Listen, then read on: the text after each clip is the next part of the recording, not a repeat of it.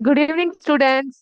Good evening, Kontarahalli School. Good evening, Yadavat School, Pulikatte School, JG Halli School. It's so nice to see all of your message. How are you all doing? How was your day? Wonderful? Okay. Who is this? Bye, ma'am ಅಂತೆ ನಾನು ಇನ್ನು ಈಗ start ಮಾಡಿದ್ದೀನಿ ಅಷ್ಟು ಬೇಗ ಕಳಿಸ್ಬಿಡ್ತೀರಾ ನನ್ನ bye ma'am ಅಂತಿದ್ದೀರಾ ಮಾನಸ ಮ್ಯಾಮ್ಗಾ okay okay well So, welcome to today's Vidyashakti Science session. My name is Ashwita Malnad. I'm your science tutor. And students, in the last session, we had discussed about sound, amplitude, oscillation. Hope you all remember? Yes? Okay. So, today is the extended session of sound.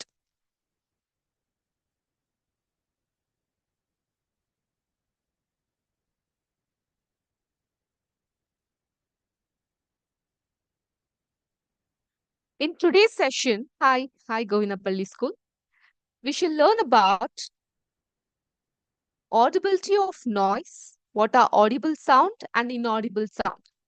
I think you must be all aware of audible and inaudible because I frequently receive your message, ma'am, voice is not clear, ma'am, voice is not audible. So audible ಅಂದ್ರೆ ಯಾವುದು ನಮ್ಮ ಕಿವಿಗೆ ಕೇಳಿಸುತ್ತೆ ಅದನ್ನ audible ಅಂತೀವಿ. Inaudible ಅಂದ್ರೆ ಯಾವುದು ಕೇಳಿಸ್ಲಿಕ್ಕೆ ಸಾಧ್ಯ ಇಲ್ಲ ಅದನ್ನ inaudible ಅಂತೀವಿ. Before that, in the last session, class, ನನ್ಗೆ ಕೆಲವೊಂದು ಸ್ಟೂಡೆಂಟ್ಸ್ ಗಳು ಕೆಲವೊಂದು ಡೌಟ್ ಗಳನ್ನ ಕೇಳಿತ್ತು. ಮ್ಯಾಮ್, ಡೆನ್ಸಿಟಿ ಅಂದ್ರೆ ಏನು ಅಂತ. ಏನು ಡೆನ್ಸಿಟಿ ಅಂದ್ರೆ? So in case if you have any doubts, at the end of the session, if you can put a message, so that next session ಯಾವಾಗಿರುತ್ತೆ ಅದರ ಆರಂಭದಲ್ಲಿ ನಾನು ನಿಮ್ಗೆ ಇನ್ಫಾರ್ಮೇಶನ್ ಕೊಡ್ತೀನಿ. Okay? Ma'am, can you give information about the quiz? Definitely Haveri Negalur School. I'll definitely give at the end of the session. Okay? So ಈಗ density ಅಂತ ಹೇಳಿದ್ರೆ ಏನು ತಿಳ್ಕೊಳ್ಳೋಣ. ಇದೆಲ್ಲ ನಿಮ್ಗೆ ಗೊತ್ತಿರುವಂತಹ ವಿಷಯಗಳೇ ಟಾಪಿಕ್. ಡೆನ್ಸಿಟಿ ಅಂತ ಹೇಳಿದ್ರೆ it's the measurement of mass. So ಅದು ಫಾರ್ಮುಲಾ ಈ ರೀತಿ ಇರುತ್ತೆ. ಮಾಸ್ ಡಿವೈಡೆಡ್ ಬೈ ವಾಲ್ಯೂಮ್, ಅಥವಾ ಇದನ್ನ we can write M divided by V. Okay, so density is the measurement of how tightly pack the substance mass in a given volume. ಕೊಟ್ಟಿರುವಂತಹ volume ಅಲ್ಲಿ ಎಷ್ಟು tight ಆಗಿ pack ಆಗಿರುತ್ತೆ ಅನ್ನೋದ್ರ ಬಗ್ಗೆ ಇರುತ್ತೆ. It is calculated by dividing the mass of an object by its volume. Express by the formula ಈ ರೀತಿ. ಇದನ್ನ ನಾವು ಈ ತರನಾಗಿ ತೋರಿಸ್ತೀವಿ. Okay, and the standard SI unit for density is kilogram. Kilogram per cubic metre. ಈ ತರವಾಗಿ ನಾವು ಬರಿತೀವಿ ಡೆನ್ಸಿಟಿನ. Clear student? ಡೆನ್ಸಿಟಿ ಅಂತ ಹೇಳಿದ್ರೆ ಕನ್ನಡದಲ್ಲಿ ಸಾಂದ್ರತೆ ಅಂತ ಅರ್ಥ. ಸಾಂದ್ರತೆ, ನಿಬಿಡತೆ, ದಟ್ಟತೆ ಅಂತ ಕರಿತೀವಿ. ಇದು ಒಂದು ವಸ್ತು ಎಷ್ಟು ನಿಖರವಾದಂತಹ ಅನುಪಾತದಲ್ಲಿ ಇದೆ ಅನ್ನೋದನ್ನ ಗೊತ್ತಾಗ್ತಾ ಹೋಗುತ್ತೆ. ನಿರ್ದಿಷ್ಟ ಪ್ರದೇಶದಲ್ಲಿ ವಸ್ತುವಿನ ದ್ರವ್ಯರಾಶಿ ಏನಿರುತ್ತೆ, ದ್ರವ್ಯರಾಶಿ ಅಂದ್ರೆ ಮಾಸ್, ಓಕೆ, ಸೂಚಿಸುತ್ತೆ. ಮತ್ತು ಒಂದು ನಿರ್ದಿಷ್ಟ ಗಾತ್ರದಲ್ಲಿ ಎಷ್ಟು ದಟ್ಟವಾಗಿದೆ ವಸ್ತು, ಗಾತ್ರ, ವಾಲ್ಯೂಮ್, ಅದ್ರಲ್ಲಿ ಎಷ್ಟು ದಟ್ಟವಾಗಿದೆ ವಸ್ತು, ಅದನ್ನ ಹೇಗೆ ಪ್ಯಾಕ್ ಮಾಡಲಾಗಿದೆ ಅದನ್ನ ಅಳಿಯೋದಕ್ಕೆ ಡೆನ್ಸಿಟಿ ಅಂತ ನಾವು ಕರಿತೀವಿ. ಓಕೆನಾ? So this was about density. ಮತ್ತೊಬ್ರು ಮ್ಯಾಮ್ ಡೆಸಿಬಲ್ ಬಗ್ಗೆ ಸ್ವಲ್ಪ ನಮ್ಗೆ ಹೇಳ್ತೀರಾ ಅಂತ ಕೇಳಿದ್ರು. ಸೊ ಡೆಸಿಬಲ್ ಅಂದ್ರೆ ಡೆಸಿಮಲ್ ಅಲ್ಲ, ಡೆಸಿಮಲ್ ಇಸ್ ಮ್ಯಾಥಮೆಟಿಕ್ಸ್. ಡೆಸಿಬಲ್ ಸಹ ಮ್ಯಾಥಮೆಟಿಕ್ಸ್ ಅಲ್ಲಿ ಬರುತ್ತೆ, ಬಟ್ ಈಗ ಸದ್ಯಕ್ಕೆ ನಮ್ಗೆ ಸೈನ್ಸ್ ಅಲ್ಲಿ ಇದೆ. ಡೆಸಿಬಲ್ ಅಂತ ಹೇಳಿದ್ರೆ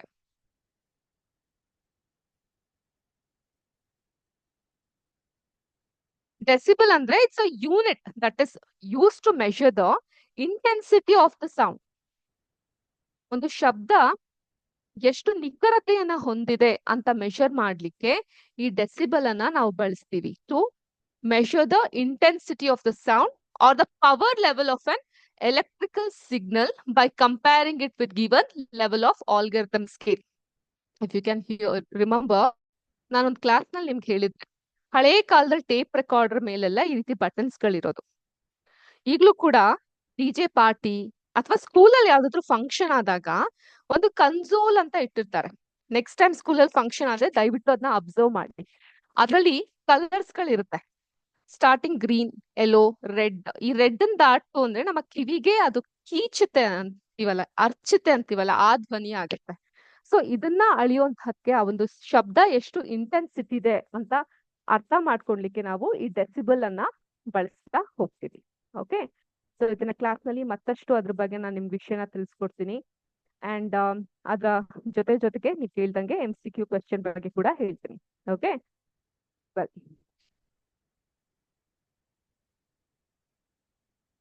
so this was about last class doubts that you had. So ಇವತ್ತಿನ ಕ್ಲಾಸ್ ನಲ್ಲಿ ಆಡಿಬಲ್ ಮತ್ತೆ ಇನ್ಆಡಿಬಲ್ ಸೌಂಡ್ಸ್ ಗಳ ಬಗ್ಗೆ ನಾವು ತಿಳ್ಕೊಳ್ಳೋಣ.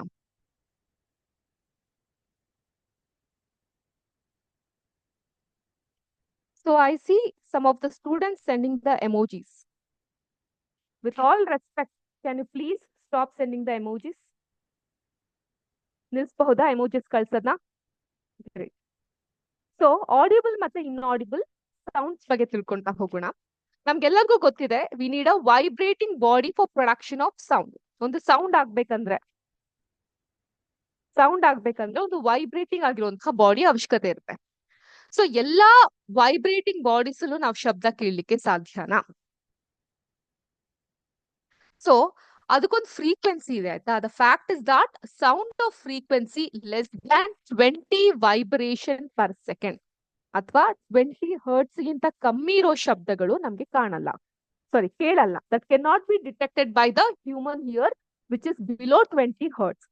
ಸಿಮಿಲರ್ಲಿ ಆ ಒಂದು ಶಬ್ದಗಳನ್ನ ನಾವು ಇನ್ಆಡಿಬಲ್ ಸೌಂಡ್ ಅಂತ ಕರಿತೀವಿ, which is below 20 hertz. Okay, so about 20 hertz ಇದ್ರೆ ಅದನ್ನ ಆಡಿಬಲ್ ಸೌಂಡ್ ಅಂತ ಕರಿತೀವಿ.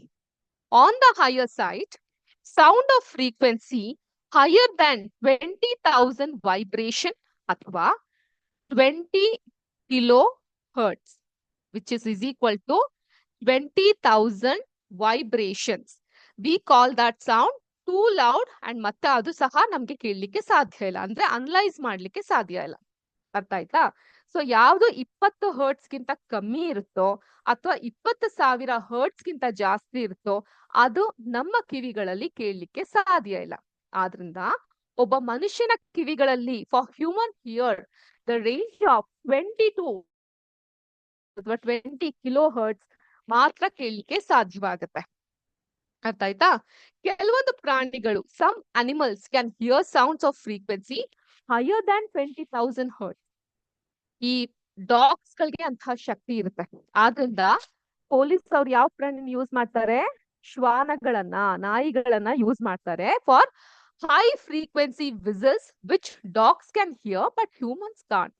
ಅದೇ ರೀತಿ the ultrasound equipment familiar to us for investigating and tracking many medical problems.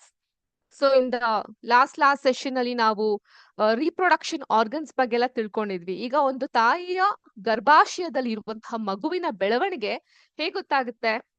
Scanning ಮೂಲಕ ಗೊತ್ತಾಗುತ್ತಲ್ವಾ? ಸೊ ಅಲ್ಟ್ರಾಸೌಂಡ್ ಸ್ಕ್ಯಾನಿಂಗ್ ನ ಮಾಡ್ತಾ ಹೋಗ್ತಾರೆ.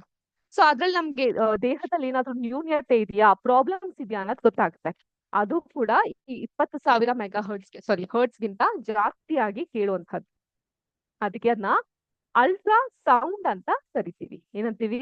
ಅಲ್ಟ್ರಾ ಸೌಂಡ್ ಅಂತ ಕರಿತೀವಿ. ಹಾಗೇನೆ ನಾಯ್ಸ್ ಅಂಡ್ ಮ್ಯೂಸಿಕ್. ನಾವು ಮಾತಾಡೋ ಎಲ್ಲಾ ಮಾತುಗಳು ಸಂಗೀತ ಆಗ್ಲಿಕ್ಕಾಗಲ್ಲ ಅಲ್ವಾ? ಹಾಗಂತ ಎಲ್ಲಾ ಸಂಗೀತನೂ ಕೂಡ ಶಬ್ದ ಆಗ್ಲಿಕ್ಕೆ ಸಾಧ್ಯ ಇಲ್ಲ, ಹೌದಲ್ವಾ? ಸೊ ಇವಾಗ ನಾವು ಹಾಡು ಅಂತ ಯಾವ್ದನ್ನ ಕರೆಯೋದು? ಯಾವ್ದನ್ನ ಹಾಡು ಅಂತ ಕರೆಯೋದು? ಫಾರ್ ಎಕ್ಸಾಂಪಲ್, ನಾನೇನಾದ್ರು ಹೀಗೆ ಅನಿಸುತ್ತಿದೆ ಯಾಕೋ ಇಂದು ನೀನೇನೆ ನನ್ನವಳೆಂದು ಈ ರೀತಿ ಹೇಳಿದ್ರೆ ಏನಾಗುತ್ತೆ? ವಾಕ್ಯ ಆಗುತ್ತೆ.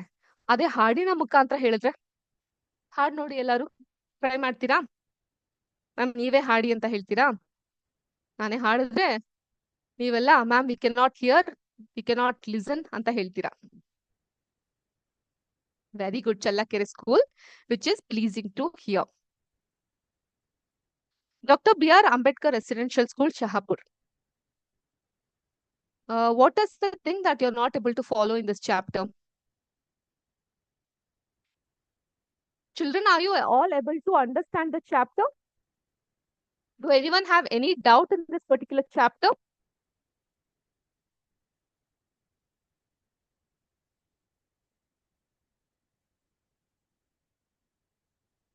So no doubts, you're able to understand.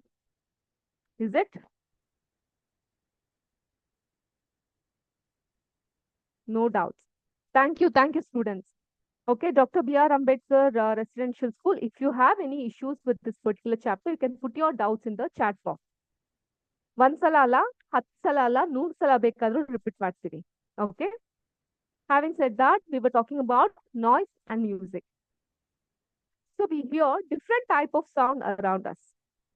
So ಯಾವ್ದು ನಮ್ಮ ಕಿವಿಗೆ ಹಿತಕರ ಅನ್ಸುತ್ತೆ ಅದನ್ನ ನಾವು ಸುಶ್ರಾವ್ಯವಾದಂತಹ ಸಂಗೀತ ಅಂತ ಕರಿತೀವಿ.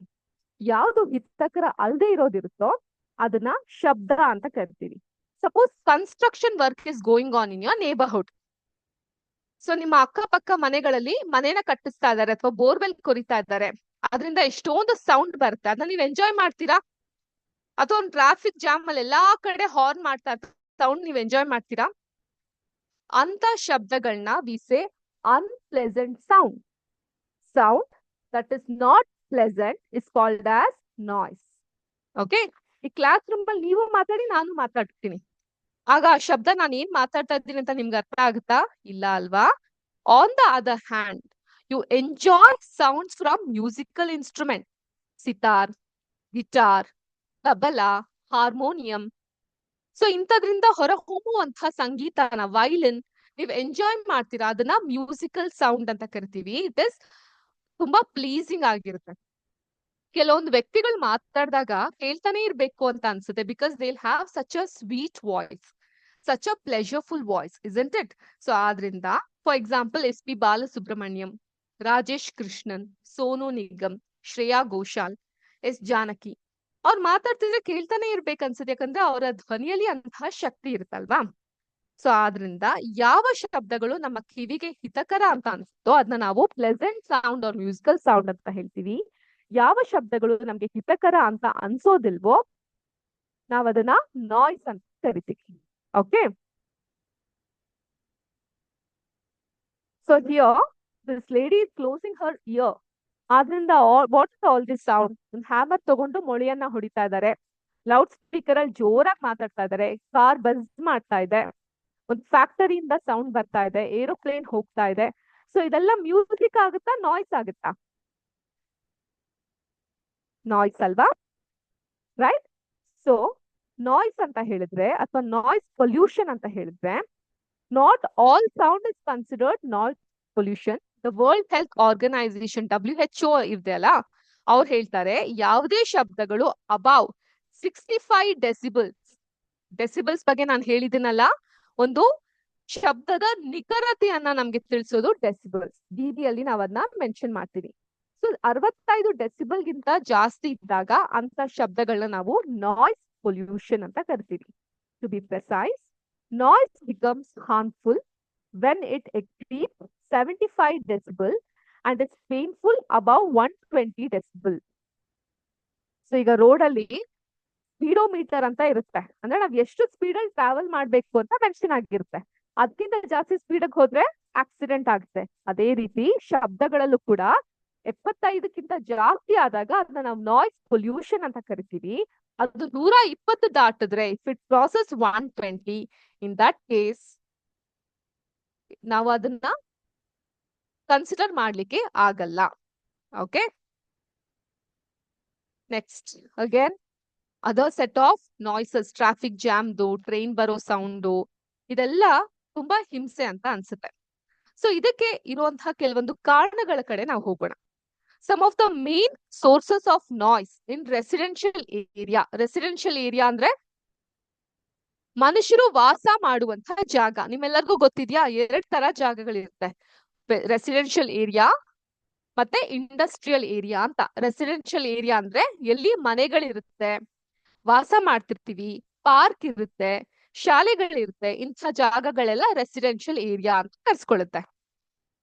ಇಂಡಸ್ಟ್ರಿಯಲ್ ಏರಿಯಾ ಅಂದ್ರೆ ಕಾರ್ಖಾನೆಗಳು ಇರೋ ಜಾಗ, ಯಾವಾಗ್ಲೂ ಶಬ್ದವಾಗ್ತಿರುತ್ತೆ, ಮಾಲಿನ್ಯ ಇರುತ್ತೆ, ರಾಸಾಯನಿಕ ಅಂಶಗಳನ್ನ ಹೊರ ಹಾಕ್ತಿರ್ತಾರೆ, ದಿರ್ ಇಸ್ ಕೆಮಿಕಲ್ ಎಮಿಟೆನ್ಸ್.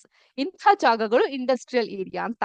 ಆ ಇಂಡಸ್ಟ್ರಿಯಲ್ ಏರಿಯಾದಲ್ಲಿ ಸಿಗುತ್ತೆ, the water we get under the land, ಅದು ಸಹ ಕುಡಿಲಿಕ್ಕೆ ಯೋಗ್ಯ ಇರಲ್ಲ. ಇಟ್ ಇಸ್ ವೆರಿ ಹಾರ್ಡ್, ತುಂಬಾ ಕಲುಷಿತವಾಗಿ ಇರುತ್ತೆ. So this is about residential and industrial area. It was just a piece of information that I wanted to share with you. And ಇದಕ್ಕೆ noise ಇರುವಂತಹ ಕೆಲವೊಂದು ಕಾರಣ, ಲೌಡ್ ಮ್ಯೂಸಿಕ್. ತುಂಬಾ ಜೋರಾಗಿ ಸಂಗೀತವನ್ನ ಹಾಕೋದು. Transportation like traffic, rail, airplanes etcetera. Lawn care maintenance. Lawn care maintenance ಅಂದ್ರೆ ಒಂದು ಗಾರ್ಡನ್ ಏರಿಯಾ ಇದ್ರೆ ಅದ್ರಲ್ಲಿ ಒಂದು ಮಷಿನ್ ಬರುತ್ತೆ ಗೊತ್ತಾ, ಹೋಗುತ್ತಲ್ಲ ಅದು.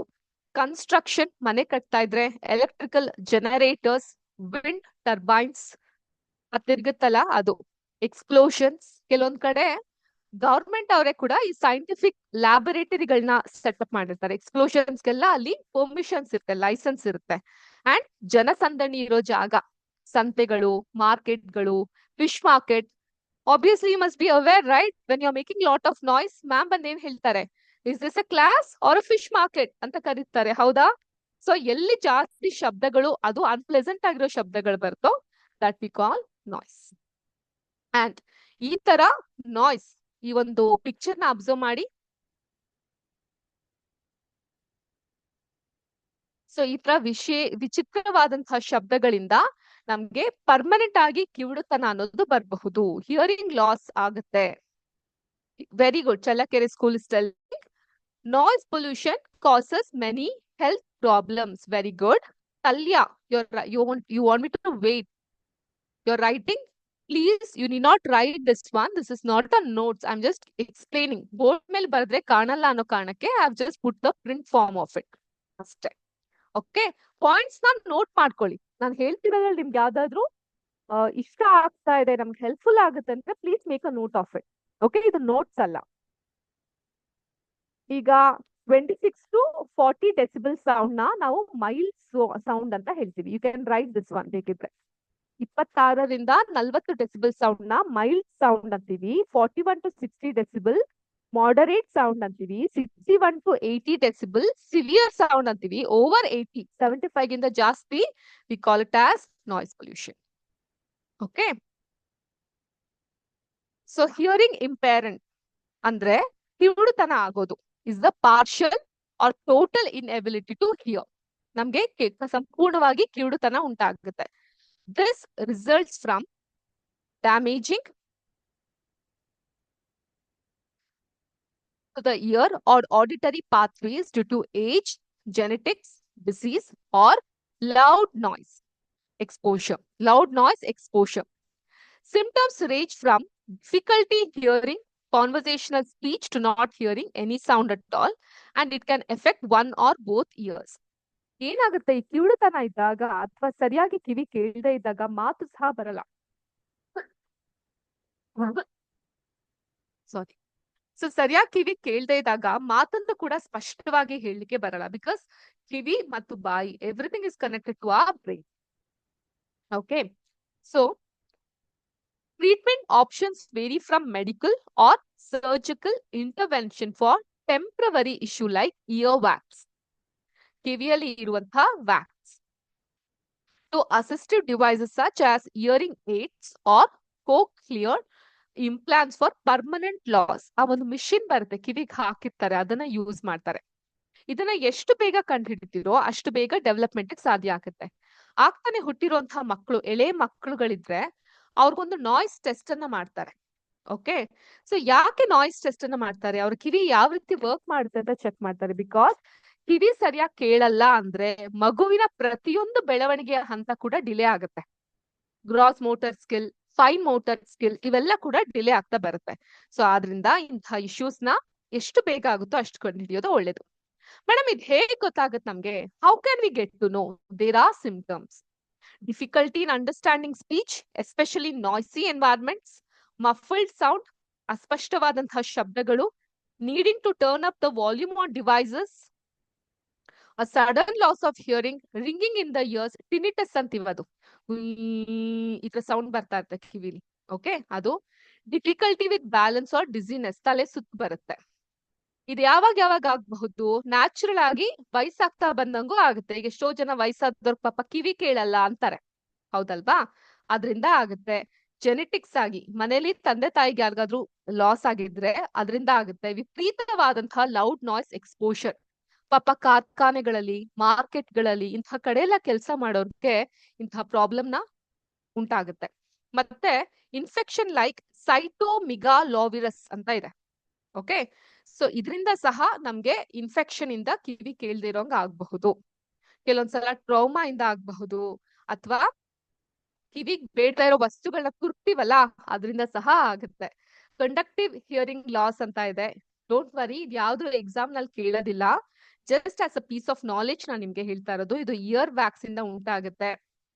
ಸೆನ್ಸೋರಿ ನ್ಯೂರಲ್ ಹಿಯರಿಂಗ್ ಲಾಸ್ ಅಂತ ಇದೆ. This is related to auditory nerve issue. ಮತ್ತೆ ಮಿಕ್ಸ್ಡ್ ಹಿಯರಿಂಗ್ ಲಾಸ್ ಅಂತ ಇದೆ. ಇದು ಎರಡು, ಕಂಡಕ್ಟಿವ್ ಮತ್ತೆ ಸೆನ್ಸೋ ನ್ಯೂರಲ್ ಹಿಯರಿಂಗ್ ಲಾಸ್ ಇಂದ ಉಂಟಾಗೋದು. So this is about hearing loss ಅಥವಾ impairment of hearing. Okay, yes. So ಇದಕ್ಕೆ ನೀವೇನ್ ಮಾಡಬಹುದು, ಆ ಡೆಸಿಬಲ್ ಪಾಯಿಂಟ್ ಏನ್ ಹೇಳಿದ್ರಲ್ಲ 75 to 120, ಅದ್ರ ಮೇಲೆ ಇರುವಂತಹ, ಅದಕ್ಕಿಂತ ಕೆಳ ಧ್ವನಿಯಲ್ಲಿ ಮಾತಾಡ್ಬೇಕಾಗುತ್ತೆ, ಮೆಲು ಧ್ವನಿಯಲ್ಲಿ ಮಾತಾಡ್ಬೇಕಾಗುತ್ತೆ. ವಿಪರೀತವಾದಂತಹ ಸೌಂಡ್ ಎಕ್ಸ್ಪೋಷರ್ ಇರುವಂತಹ ಜಾಗಗಳನ್ನ ಅವಾಯ್ಡ್ ಮಾಡ್ಬೇಕಾಗುತ್ತೆ. Okay, so this chapter was about sound. ನಾವು we have ended this chapter. Next session ನಮ್ಗೆ ಯಾವತ್ತಿರುತ್ತೆ? ಸೋಮವಾರ ಅಲ್ವಾ? So I request you all to prepare for this particular chapter. We will be having our MCQ test on Monday. So ಹೆಂಗಿರುತ್ತೆ MCQ test? 10 questions ಗಳು ಇರುತ್ತೆ. ಯಾವಾಗಿರುತ್ತೆ? ಸೋಮವಾರ ಇರುತ್ತೆ, Monday. Before that, I need to share you something. As Manasa ma'am had explained you, I too shall explain you about our Vidya Shakti program. Just a minute. I'll share my screen.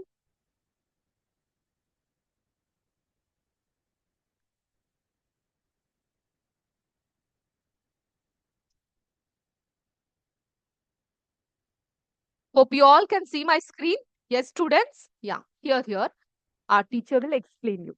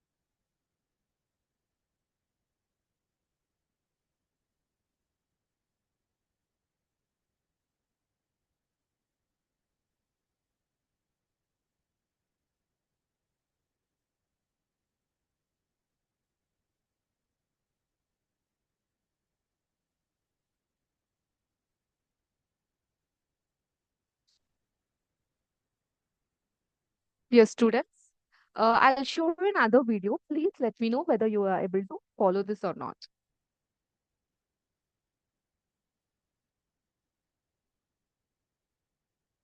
Can you all hear this? I'll play for another 10 seconds. If you can hear it, please give me a thumbs up.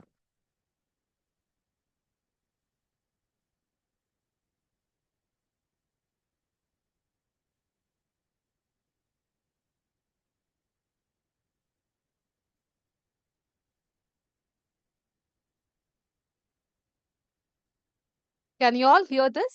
ಇವಾಗ ಏನ್ ಬರ್ತಾ ಇತ್ತು video ಅದನ್ನ ಕೇಳಿಸ್ಕೊಳ್ಲಿಕ್ಕೆ ಆಗ್ತಾ ಇದೆಯಾ? Gokul sir, can you please give your heads up? Are you able to listen now in this video? Cut it. So ನಿಮ್ಗೆ bubble sheet ಕೊಟ್ಟಾಗ ಏನಾಗುತ್ತೆ? It's very simple. ಆಯ್ತಾ? ಬಬಲ್ ಶೀಟ್ ಕೊಟ್ಟಾಗ ಈ ರೀತಿ ಇರುತ್ತೆ. ಈಗ ಮೊದಲನೇ ಪ್ರಶ್ನೆ, ಇದಕ್ಕೆ 4 ಆಪ್ಷನ್ಸ್ ಗಳು ಈ ರೀತಿಯಾಗಿರುತ್ತೆ. ಒಂದು ಪ್ರಶ್ನೆಗೆ ಎಷ್ಟಿರುತ್ತೆ ಆಪ್ಷನ್ಸ್? 4 ಆಪ್ಷನ್ಸ್ ಇರುತ್ತಲ್ಲ.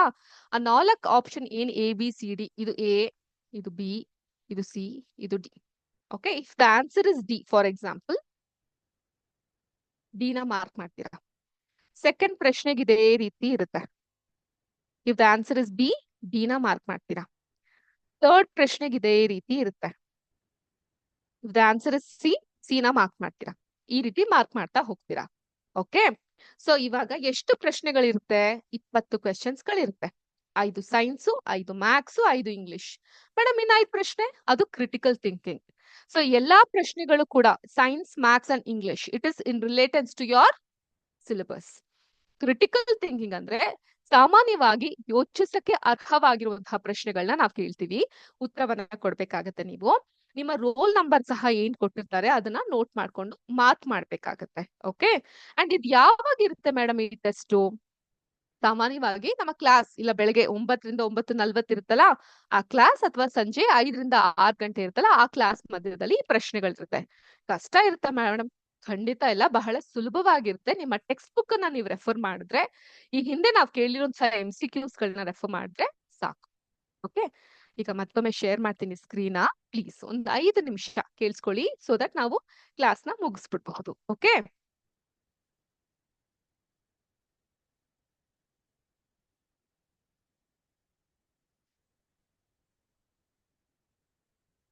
ಇದು ಯಾವಾಗ ಅಂದ್ರೆ ನಿಮ್ಗೆ ಈ ಬಬಲ್ ಶೀಟ್ ನ ಕೊಡದೆ ಹೋದಾಗ ಇದರ ರೂಲ್ಡ್ ಬುಕ್ ಅಲ್ಲಿ ನಿಮ್ಮ ಆನ್ಸರ್ ನ ಬರಿಬೇಕಾಗುತ್ತೆ. ಇದು ನಿಮ್ಗೆ ಅಭ್ಯಾಸ ಆಗಿರುತ್ತೆ. ಪ್ರತಿ ಸಲ MCQ ಕೊಟ್ಟಾಗ್ಲೂ ನಾನು ಹೇಳಿರ್ತೀನಿ 10 ಪ್ರಶ್ನೆ ಇರುತ್ತೆ, ಮಾರ್ಕ್ ಮಾಡ್ತಾ ಹೋಗಿ ಆನ್ಸರ್ ಅಂತ. ಆ ರೀತಿಯಾಗಿ. Okay.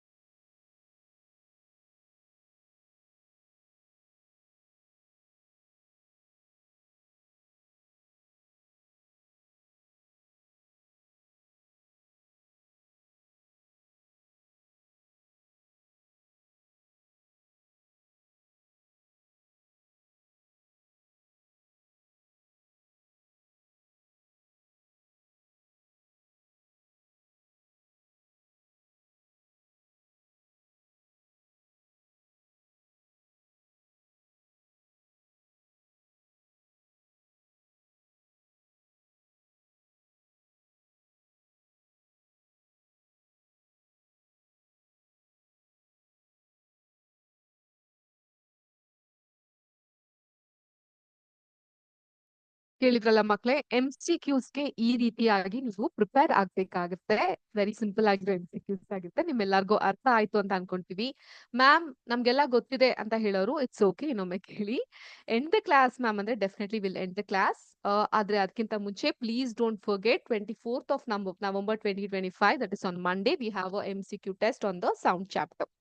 Having said that, I'm ending the session. Thank you all for your active participation and have a very nice weekend. Namaste. Jai Hind. Jai Karnataka Mate. Jai Vidya Shakti. Namaskara.